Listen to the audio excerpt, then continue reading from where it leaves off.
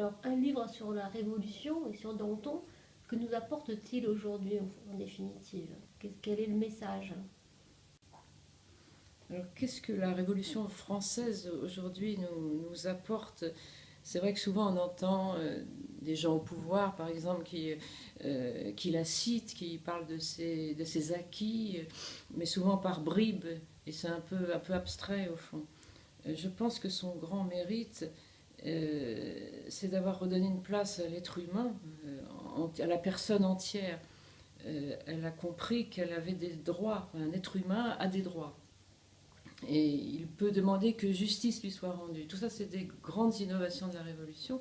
Mais même, j'ai envie de dire, ces trois mots qui sont rabâchés, liberté, égalité, fraternité, si on les regarde un peu plus profondément, et surtout si on les lit, c'est-à-dire si on ne les prend pas séparément, mais tous ensemble, on peut dire que c'est vraiment la Sainte Trinité révolutionnaire.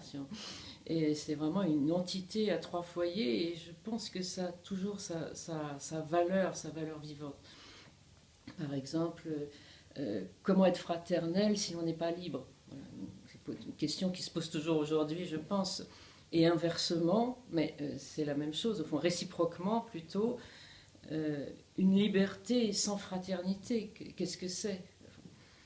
euh, En fait, la Révolution est peut-être plus intéressante par ses questions que par les essais de réponses qu'elle a essayé de donner, parce qu'on sait bien que les réponses ne sont jamais définitives, mais les questions sont ouvertes à jamais. Et pareil pour l'égalité. L'égalité sans la liberté, est-ce que c'est un troupeau moutonnant où une tête ne doit pas dépasser une autre? Non. Donc on est sans arrêt pris dans cette espèce de valse à trois temps, si on peut dire. Et je pense que ça reste au cœur de nos interrogations principales.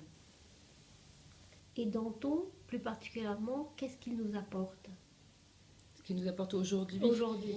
euh, en fait, Danton était obsédé par l'idée d'unité et de rapprochement. C'est un leitmotiv de ses discours. Rapprochons-nous fraternellement. Je pense qu'il avait envie qu'il y ait une connexion, je dirais, constante entre les organes du pouvoir et les populations. Que tout se fasse au plus près des uns des autres. Et sans arrêt, il va insister sur le fait que l'exécutif, le législatif, le peuple doivent communiquer incessamment. Et pareil d'ailleurs aussi, lui qui considère Paris par exemple comme le centre de la Révolution, il le dit à plusieurs reprises, il faut que Paris communique avec la France entière. Là aussi, on aurait effectivement des conséquences pour aujourd'hui.